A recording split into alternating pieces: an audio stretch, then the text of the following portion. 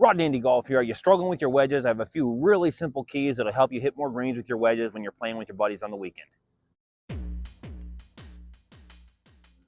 I used to really struggle with my wedges, and it was very frustrating. Anytime you're in that 50 to 120 yard range, you at least want to get it on the green and get a makeable putt. You don't want to be missing greens. And I found myself missing greens with wedges. It was very frustrating. So worked on a few things. They've been very helpful to me, and I hope you find them helpful as well. Just a few super simple things. The first thing that I did was I stopped swinging so hard. Inside 100 yards, power does not matter. It's about precision. And a lot of times when you hit a smoother swinging wedge shot, that's going to help you flight it a little bit lower. When you take those massive swings, it goes sky high in the air. There's no distance control.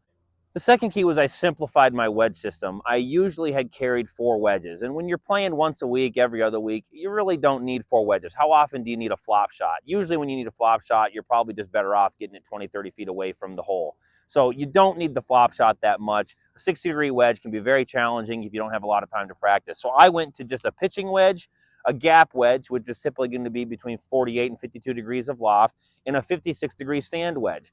Simplifying it down to 3 wedges gave me fewer options inside this range and helped me just be a little more decisive with what shot I was going to play rather than trying to pick one of the 4 wedges. The third key was I placed more of an emphasis on just hitting the green. Rather than going pin seeking all the time, just place an emphasis. When you have a wedge in your hand, think about getting it on the green. If you have a shorter putt, great, but put the focus on hitting the green, and that really helped me start having a lot better results with my wedges. In this case, I'm about 75 yards away from the green. I'm going to use those 3 keys to hit a decent wedge shot here and give myself a putt on the green. So I'm not going to swing so hard. I'm 75 yards away. I could use my 56-degree sand wedge, but I'm going to drop down to my 50-degree gap wedge, just narrow up my stance, grip down on the club a little bit. That naturally takes some distance off. So again, only having 3 wedges, this simplifies it. I'm not wondering, should I take my lob wedge, my sand wedge, my gap wedge, my pitching wedge? Just 3 wedges makes it very straightforward to select the club.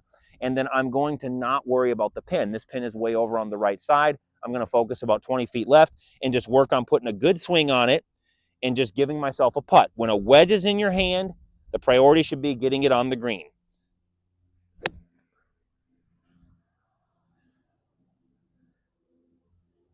So there, probably 20, 25 feet to the left of the pin, mission accomplished. Those 3 keys will really help you hitting some better wedge shots. 41 years old, got a job, got a family, just really enjoy talking golf and communicating, try to pass things along that I have found helpful, and hopefully you find them helpful as well. Don't make any bold, outlandish claims. Just try to keep it genuine, keep it authentic, no embellishment.